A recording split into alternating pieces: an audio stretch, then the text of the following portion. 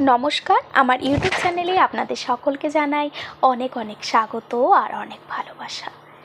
আজকের গল্প পূর্ণতা, কলমে শ্রাবন্তী মিস্ত্রি। বহুবার শুনেছি মানুষ নাকি বারবার প্রেমে পড়ে, কিন্তু ঠিক বিশ্বাস করতে উঠতে পারিনি। কই, আমি তো আর ভাবতে পারি না কাউকে ভালোবেসে তার সাথে সংসার করার কথা। কেন পারি না? আমার সেদিনের ভাবনার উত্তরটা এমনভাবে পাবো আশা করিনি আমি। আসলে জীবনে এত আঘাত পেয়েও যে ভালো থাকা যায়, কাউকে ভালোবাসা যায়, আর সর্বোপরি কাউকে বিশ্বাস করা যায়, সেটা প্রায় ভুলতে বসেছিলাম আমি শিউলিতে, এক বেসরকারি স্কুলের শিক্ষিকা। ছোটবেলাতেই হারিয়েছি মাকে, তাই সংসারে লোক বলতে আমি আর বাবা। একসময় বাবা ছিলেন সেনাবাহিনীর অফিসার, তাই মা মারা যাওয়ার পর বাবার মন চাইলেও নিজের কাছে রাখতে পারিনি আমাকে। ঠাকুমার কাছে আমি বড় হয়েছি। আমার কাছের মানুষগুলো খুব তাড়াতাড়ি আমাকে ছেড়ে চলে যায়, তাই ঠাম্মাও চলে গেছেন অনেকগুলো বছর আগে আমাকে একা রেখে। স্কুল আর কলেজ জীবনে আমার বেশ কয়েকজন ভালো বন্ধু ছিল। তাদের সাথে মজা করে স্কুল কলেজের দিনগুলো একসময় শেষ হয়ে গেল। তারপর চাকরি, দায়িত্বের বোঝা চেপে বসলো কাঁধে। তবে এত ব্যস্ততার মাঝে মনটা খুশির আবেশে ভরে যেত যখন আমি নীলেশের সাথে কথা বলতাম। নীলেশ আমার কলেজের বন্ধু, খুব মেধাবী ছাত্র ছিল কলেজের। এখন সে একজন সফল ইঞ্জিনিয়ার। আমি আর নীলেশ দুজন দুজনকে ভালোবাসি, তা আমাদের দুই পরিবারের অজানা ছিল না। নীলেশকে বাবারও খুব পছন্দ ছিল, তাই বাবা অমত করেনি। নীলেশ প্রায়ই আমার বাড়ি আসতো, আর আমিও মাঝে মাঝে ওদের বাড়িতে যেতাম। এইভাবে দিনগুলো কাটছিল। নীলেশ ব্যস্ত থাকার খবর না নিলেও আমি দুঃখ পাই না বা অভিমানও করি না, কারণ আমি নীলেশকে বুঝি। আমি মনে মনে ভাবছিলাম, সুখ বুঝি এলো আমার জীবনে। স্বপ্ন দেখেছিলাম একে অপরকে ভালোবাসার বাঁধনে বেঁধে সংসার করার। একদিন নীলেশ আমাদের বাড়িতে আসলে বাবা বললেন, তোমরা তো নিজেরা স্বাবলম্বী হচ্ছ, তাহলে এবার তোমাদের ভালোবাসাটা পূর্ণতা পাক, এটাই আমি চাই। আমারও বয়স হয়েছে দেখো। নীলেশ বলল সে বাড়িতে জানাবে। পরের মাসে নীলেশ তার পরিবারকে সাথে নিয়েই আমাদের বাড়িতে আসলো, কিন্তু তাদের কথা আর দাবি দাওয়া শুনে হকচকিয়ে গেলাম আমি। দামি গাড়ি আর একটা নতুন ফ্ল্যাট দাবি তাদের। আমি অসহায়ের মতো তাকিয়ে থাকলাম নীলেশের দিকে, কিন্তু সে নির্বিকারভাবে শুনে গেল শুধু। আমি অবাক হয়ে গেলাম যখন শুনলাম আমার হবু শাশুড়ি মা আমাকে বললেন, আমাদের বাড়ির বউ হতে গেলে তোমাকে ওই চাকরি ছাড়তে হবে শিউলি। আমাদের বাড়ির কেউ ওরকম ছোটোখাটো চাকরি করে না, জানোই তো আমাদের ছেলে কত বড় ইঞ্জিনিয়ার। তুমি তো শুনেছি কোনো কালেই লেখাপড়া ওর ধারে কাছেও ঘেঁষতে পারোনি।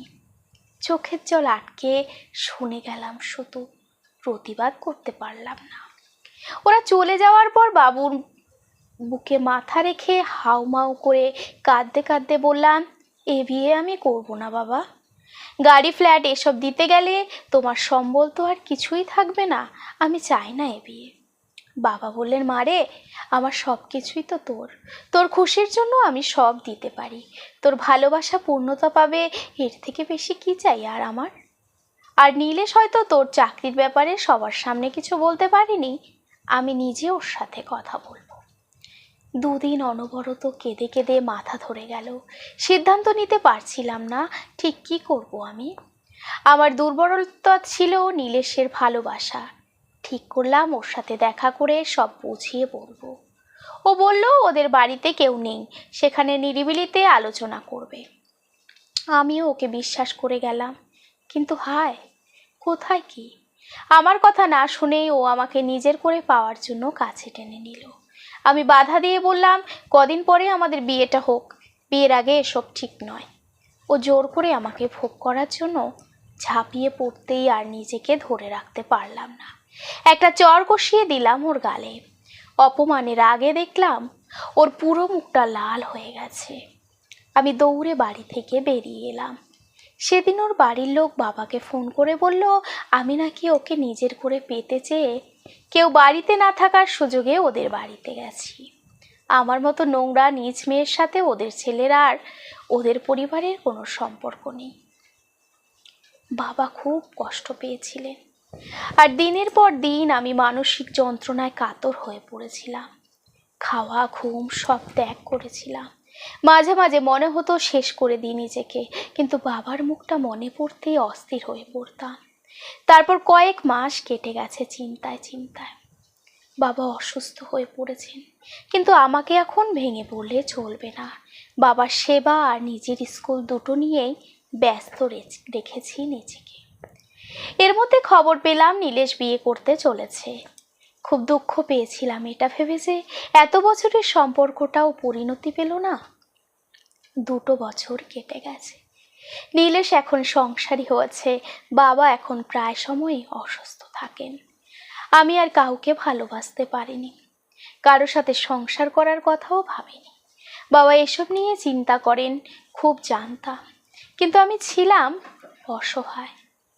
কিন্তু আমার জীবনেও যে সত্যিকারের ভালোবাসা আসতে পারে সেটা আমি কল্পনাই করিনি কখনো। বাবার বন্ধু প্রিয়তোষ কাকু প্রায়ই আমাদের বাড়ি আসেন। বলতে গেলে বাবার প্রিয় বন্ধু উনি। এক সময় একসাথে কাজ করেছেন দুজনে। একদিন প্রিয়তোষ কাকু এলেন সাথে নিজের ছেলেকে নিয়ে। আমার সাথে পরিচয় করিয়ে দিলেন সমীরের। সমীর খুব চুপচাপ আর শান্ত, লাজুক ছেলে, কথা খুব কমই বলে। বাবা একদিন খুব গর্ব করে বললেন, এই সমীর হলো আদর্শ দেশপ্রেমী, বুঝলি মা? বিদেশের লোভনীয় চাকরি ছেড়ে পড়াশুনো শেষ করে দেশে ফিরেছে দেশের জন্য কাজ করার জন্য। এটাই হলো দেশ, মায়ের প্রতি তার সন্তানের টান।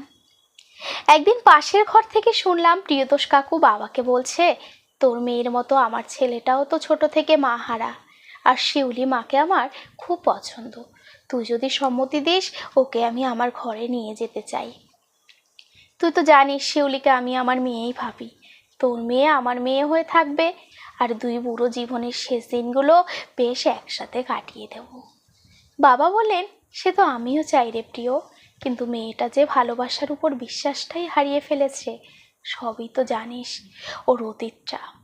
বাপ হয়ে এগুলো কি করে বলি ওকে বলতো? সবটা শুনলাম। আমার চোখ থেকে 2 ফোঁটা জল গড়ালো। সেটা মুছে চা দিয়ে এলাম বাবার ঘরে। রাতে ফেসবুকটা অন করেই পেলাম সমীরের বন্ধুত্বের রিকোয়েস্ট। সেদিন সারা রাত কথা বলেছিলাম চ্যাটে সমীরের সাথে। নীলেশের সব কথাই আমি ওকে বললাম, কিন্তু অবাক হয়ে দেখলাম ও বলল, অপরাধী সে যে ঠকায়, সে ঠকে সে নয়। তাহলে অপরাধী যদি মাথা উঁচু করে বাঁচতে পারে তুমি কষ্ট পাবে কেন?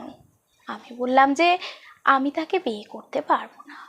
ও বলল, মেনে নিলাম, কিন্তু বন্ধু হতে কি আপত্তি আছে? আর না করিনি সেদিন। 1 বছর কেটে গেছে। সমীর আমার সব দুঃখ যন্ত্রণা ভুলিয়ে দিয়েছে নিজের পাগলামি আর ছেলে মানুষই দিয়ে। প্রতিটা মুহূর্তে পাশে থেকেছে আমার আর বাবার। আবার ঘুরে দাঁড়াতে শিখিয়েছে আমাকে। বন্ধুত্ব ছাড়া অন্য কিছুর দাবি করেনি সে একটা দিনের জন্যেও। একদিন বাবা আমাকে সমীরের ব্যাপারে বলল যে সমীরকে বাবা জামাই হিসেবে চায়, আর না করলাম না আমি। বাবা আনন্দে কেঁদে ফেললেন। প্রিয়তোষ কাকুও খুব খুশি, আর সমীর, তারও যে চোখে জল, সেটা আনন্দের। 2 পরিবারে খুশির বন্যা বইছে। কয়েক মাস পরে আমাদের বিয়ে। হঠাৎ করেই আমি অসুস্থ হয়ে পড়লাম। শরীর দুর্বল হয়ে পড়েছে, বুকে অসহ্য যন্ত্রণা। সমীর আমাকে ডাক্তারের কাছে নিয়ে গেল। বিভিন্ন টেস্ট করা হলো। টেস্টের রিপোর্ট আনার পর আমি দেখলাম ও বাবার সাথে কথা বলছে। আমি ঘুম থেকে উঠে ওদের কাছে গিয়ে জিজ্ঞাসা করলাম রিপোর্টের ব্যাপারে। সমীর আমার চোখে চোখ মিলিয়ে তাকালোই না, কেবল বলল সব ঠিক আছে। আমি দেখলাম ওর চোখ দুটো লাল হয়ে আছে, চোখের কোণে চিকচিক করছে জল। কিন্তু বেশি দিন সমীর আর আমার সাথে সত্যিটা লুকোতে পারেনি যে আমার শরীরে বাসা বেঁধেছে ক্যান্সার। দিনের পর দিন কেমো নিতে নিতে চুল উঠে যেতে লাগলো। আয়নার সামনে নিজেকে দেখে আঁতকে উঠতাম আমি। আমার বাড়ি থেকে সব আয়না সরিয়ে দিল সমীর। বলল, কে বলেছে তুমি কুৎসিত? তুমি তো আমার রানী। আমি হাসতাম, আমি বুঝতাম এগুলো সান্ত্বনা। বুঝতে পারছিলাম আমার আয়ু আর বেশি দিন নেই। দুঃখ একটাই, আমার শেষ ভালোবাসাটাও পরিণতি পেল না। কিন্তু আমাকে অবাক করে দিয়ে একদিন সমীর বলল, নির্দিষ্ট দিনেই আমাদের বিয়েটা হবে। আমি নিষেধ করলাম, বললাম, এইভাবে তোমার জীবনটা নষ্ট করে দেব না আমি। ও আমার কোনো কথাই শুনল না। কিন্তু অতদিন অপেক্ষা করারও সময় পেলাম না আমি। যন্ত্রণায় ছটফট করছি আমি হাসপাতালের বেডে। ডাক্তারবাবু বলে দিয়েছেন আমার আয়ু আর বেশি সময় নেই। চোখ মেলে তাকাতে দেখলাম আমার কেবিনটা সুন্দরভাবে সাজানো ফুলে ফুলে। বাবা আর প্রিয়তোষ কাকুর চোখে জল। কিছু কাছের আত্মীয়রাও এসেছেন। সমীর আমার সামনে দাঁড়িয়ে বরের বেশে, তারপর সিঁদুর দিয়ে আমার কপাল রাঙিয়ে দিল। উপস্থিত প্রত্যেকের চোখে জল। সমীরের দুগাল ভেসে যাচ্ছে চোখের জলে, কিন্তু আমার মুখে জয়ের হাসি, সেরা প্রাপ্তির হাসি। না, আমার আর কোনো দুঃখ নেই। শরীরের যন্ত্রণাও আর টের পাচ্ছি না যেন। এক অদ্ভুত শান্তি আমার মন জুড়ে। মনে হচ্ছে আমি পৃথিবীর সবচেয়ে সুখী একজন মানুষ। কারণ আমার জীবনের শেষ পরিণতির আগে আমার ভালোবাসা পূর্ণতা পেয়েছে। নমস্কার, আজকের গল্প এই পর্যন্তই। গল্পটা যদি আপনাদের ভালো লেগে থাকে তাহলে অবশ্যই আমার চ্যানেলটিকে সাবস্ক্রাইব করে আমার পাশে থাকবেন। আর যদি কিছু ভুলভ্রান্তি হয় অবশ্যই আমায় ক্ষমা করবেন। সবাই ভালো থাকবেন, সুস্থ থাকবেন, সাবধানে থাকবেন।